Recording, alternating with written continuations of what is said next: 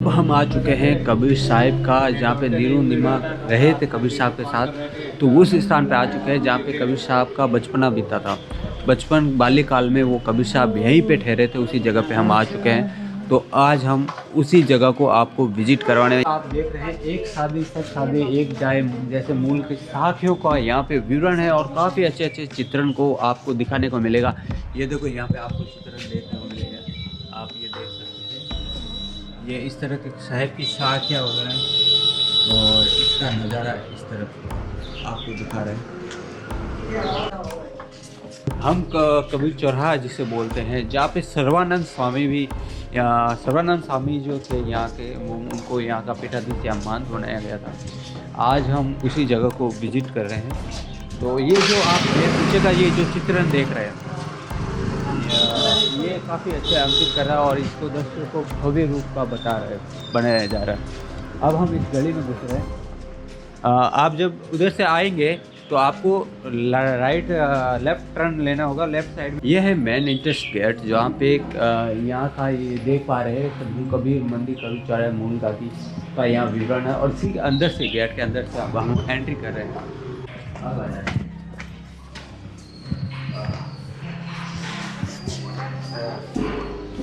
हम अंदर आ चुके हैं, और अंदर में आपको आते ही यहाँ पे राजा ने जो क्षमा मांगी थी उसके फुटप्रिंट मिलेंगे। यहाँ राजा की ये दोनों मूर्तियाँ हैं, जहाँ पे कबीर साहब से आके उन्होंने माफ़ी मांगी थी।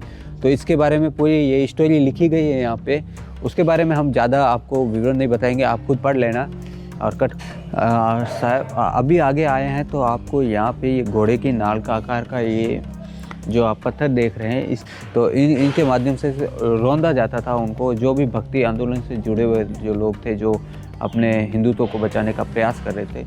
तो ये नाल उसी काम में आती थी।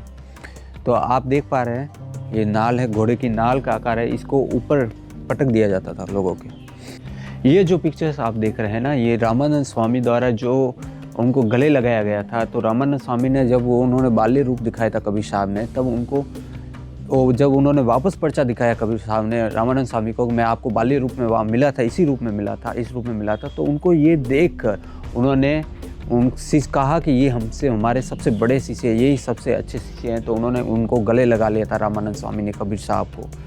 तो ये उसी को विहंगम दृश्य को यहाँ पे परिचित किया गया है, इस तस्वीर को उखेड़ा गया है और हम आगे बढ़ रहे हैं अभी, और इधर दिखाते रहिए, ये चारों ओर का नज़ारा एक बार दिखा दीजिए आप। तो यहाँ पे आप देख पा रहे हैं, तो ये जितने भी है ना, वो बीच में मंदिर है, टेंपल है, और यहाँ चारों ओर ये अलग अलग मूर्तियों, शिलालेखों को, अलग अलग दृश्यों को, साहिब के जो काम काज थे उनको यहाँ पे करा गया है। या देखो यहाँ पे सूत काटने का जो मूर्ति रूप काटने यहाँ पे उखेड़ा है। यहाँ पे क्या किया जाता था, सूत काटा जाता था। जो साहिब के नीरू नीमा जो थे वो सूत काटने का काम करते थे। गंगा कटौती गंगा, ये जो अपने रविदास साहिब थे, तो उन्होंने रविदास जी साहिब जो मीराबाई के गुरु हुए थे, उनका ये काम था जो जूते का, मतलब जूते को बनाना।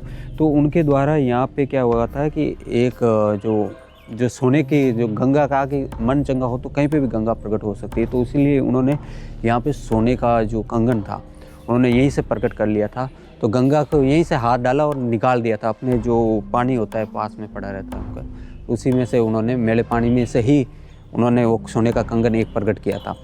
तो ये दृश्य देख के राजा वो जो सेठ थे वो अचंभित हो गए थे। तो ये जगह उन दृश्यों को यहाँ दर्शाया गया है। अभी आपको ले चलते हैं जो वहाँ पे नीरू नीमा जो थे उस कुएँ से जिससे जल पिलाते थे कबीर साहब को, उस स्थान पे हम आपको लेके चल रहे हैं। ये वही स्थान है कबीर साहब का जहाँ पे कबीर साहब ने यहाँ से जल वगैरह पिलाते थे, यहीं से जल का जो होता था सेवन होता था। ये नीरू नीमा का कुआं कहलाता है। देखो एक मिनट हटिए, कितनी मैसिव, कितनी बड़ी चक्की आप देख लीजिए। इसका साइज ही, एक बार थोड़ा दूर हटिए और दूर से लिखाइए, मैं दूर से प्रयास करेंगे। इसका हाइट लगभग इतना होगा, और ये काफ़ी बड़ी है ये चक्की जो हम पीसते थे घरों में, पुरानी जो चक्की होती है। आज तो इलेक्ट्रिक चक्की आने लगी, लेकिन जो प्राचीन चक्कियाँ होती थी वो आज भी जो घरों में पीसते हैं ना, जिनके वो इलेक्ट्रिक चक्की नहीं है, तो वो आज भी उसी तरह के पत्थरों की चक्कियों का इस्तेमाल करते हैं। तो ये उसी का रूप है। अब हम आ चुके हैं जहाँ नीरू नीमा की झोपड़ी थी, उस स्थान पे हम आए हैं। तो आपको नीरू नीमा का टीला वो स्थान दिखाने वाले हैं, आप देखेंगे उस दृश्य को। तो यहाँ इधर से जाएंगे आप, नीचे से ऊपर छत की ओर आएंगे तब आपको ये दृश्य देखने को मिलेगा। तो उस स्थान को हम दिखा रहे हैं। चलो वो कहाँ नीरुनिमा का टीला के स्थान पे दिखा रहे हैं, तो आप उधर दिखाओ, उस साइड में मुड़ो रखो। हाँ ये दिखाते रहो, चलते रहो, मैं बोलता रहूँगा। तो आपको इस रास्ते पे चलना है, ऐसे वापस नीचे उतरेंगे, पीछे के ऊपर छत पे चढ़ेंगे और नीचे उतरना हो, तब आपको नीरुनिमा का टीले का स्थान देखने को मिलेगा। नीरुनिमा का ये प्राचीन कुआं है, ये देखो कितना गहरा है, आप देख पा रहे हैं। इसमें अभी भी जल रहता है, इसमें जल रहता है और ये कभी ख़त्म नहीं होता है। ये साहिब का वही जल है। तो ये देखो बाल्टी भर के ये आचमन लेंगे यहाँ से, उसी जल का हम सभी को देंगे। अमृतमयी है, गंगा से भी प्यारा ये जल है। ये देखो बाल्टी को अंदर डाल चुके हैं और इस तरह बाल्टी अंदर गई और ये बाल्टी डुबोया।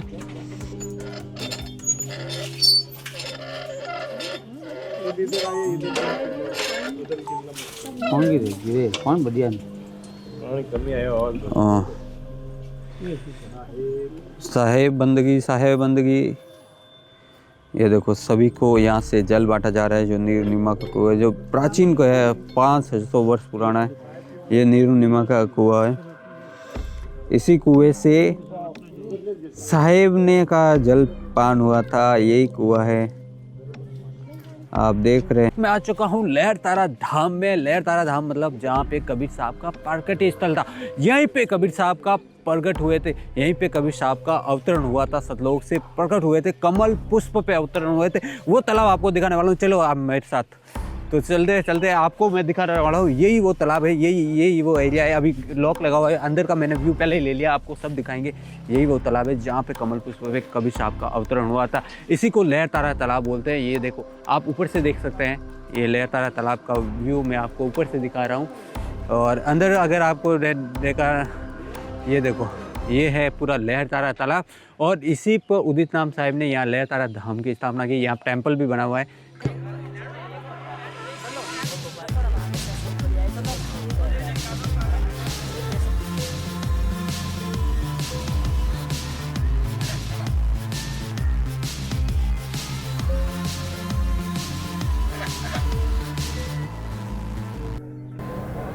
सदगुरु कबीर साहेब का काशी नगरी और लहर तारा धाम से जो इतिहास जुड़ा है, ये है कि सदगुरु कबीर साहेब अभिगत से आए और साहेब के वचन के अनुसार तो साहेब कई बार आए, सतयुग, त्रेता, द्वापर, कलयुग में। लेकिन जब कलयुग में साहेब आए तो वो कबीर के नाम से प्रसिद्ध हुए। और कबीर साहेब के नाम से प्रसिद्धि साहेब को तब मिली जब कलयुग में साहेब लहर तारा, काशी नगरी में जो लहर तालाब है उसमें साहेब प्रकट हुए। साहेब के प्रकट होने की जो महिमा और महत्व है वो कई महापुरुष और संतों की वाणियों से पता चलता है। जैसे गरीब साहब की वाणी है, गगन मंडल से उतरे सतगुरु सत्य कबीर, जलज माहि पौड़न किए सब पीरन के पीर। अनेक संतों ने लिखा, चलो सखी दर्शन को सरतीर, प्रगट भय सदगुरु सत्य कबीर। मलूक साहब की वाणी आती है, मेरे सदगुरु काशी में प्रकट हुए और मगहर में अंतर्ध्यान हुए। इसलिए ये जो लहर तालाब है इस कारण साहेब के नाम से अति प्रसिद्ध है। तो ये तो इतिहास में लहर तारा का ये महिमा और महत्व है।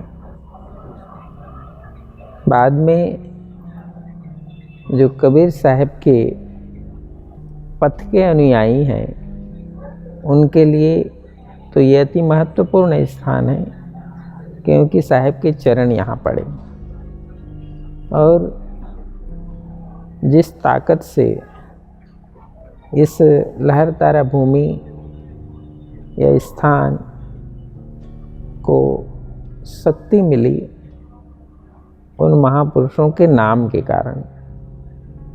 क्योंकि जो भी जगत में स्थान है उसमें स्वयं की प्रसिद्धि नहीं होती है, उसके कुछ कारण हो गए तभी प्रसिद्धि होती है। तो कुछ कारण से प्रसिद्धि होती है कि उसमें क्या संपदा पैदा होती है।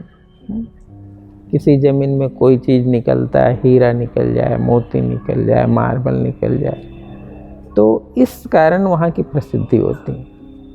लेकिन जब कोई महापुरुषों के कारण उसको प्रसिद्धि मिलती है तो वो कोई दूसरी संपदा के कारण नहीं मिलती है, उनकी शक्ति के कारण मिलती है। महापुरुषों की जो शक्ति होती है, असाधारण शक्ति, उसके कारण प्रसिद्धि मिलती है। तो लहरतारा को प्रसिद्धि किसके लिए कारण मिली? सदगुरु कबीर साहब के, क्योंकि साहब की ताकत इस भूमि से जुड़ी हुई है। तो ये है वो लहरतारा तालाब और लहरतारा की महिमा और महत्व। इसी जगह पर फिर नादवंश आचार्य गद्दी, धर्मदासी नादवंश आचार्य गद्दी के आचार्य पंच श्री हजूर उदित नाम साहेब फिर इसी लहर तालाब में जहाँ साहेब प्रकट हुए थे, वहाँ पर साहेब की स्मृति में एक ऐसा स्थान बनाने का संकल्प किया जिसको देश दुनिया के लोग आकर दर्शन करें और साहेब को याद करें।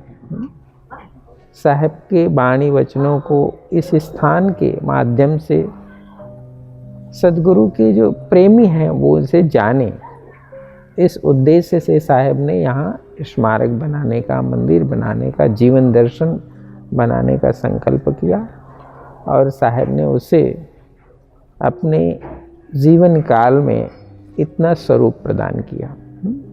तो आज आप उसी लहरतारा भूमि पर आए हैं और वो भी उस समय आए जब पंच श्री हजूर उदित नाम साहेब की 25वीं पुण्यतिथि का आयोजन हुआ है और उसमें हम सब साहेब को याद करने, सदगुरु के प्रगट भूमि लहरतारा का दर्शन करने, उनके उस ताकत को, जिस ताकत से लहरतारा का नाम दुनिया में है, उस ताकत को महसूस करने हम यहाँ लहरतारा आते हैं। और हम ही नहीं, अनेक मत पंथ के लोग जो साहेब के वाणी वचनों को सुनते हैं तो उनके हृदय में भी भाव होता है कि हम काशी में उस स्थान पर जाएं जहाँ साहेब का इतिहास जुड़ा है। तो ये है वो लहरतारा तालाब की महिमा और महत्व। बोलो सदगुरु कबीर साहिब की, सदगुरु कबीर प्रकट धाम लहरतारा की, पंच श्री हजूर उदित नाम साहिब की जय। हम बता देंगे, लेकिन इस वक्त बस इतना ही। बने रहिए हमारे साथ इस ब्लॉग में। साहिब बंदगी।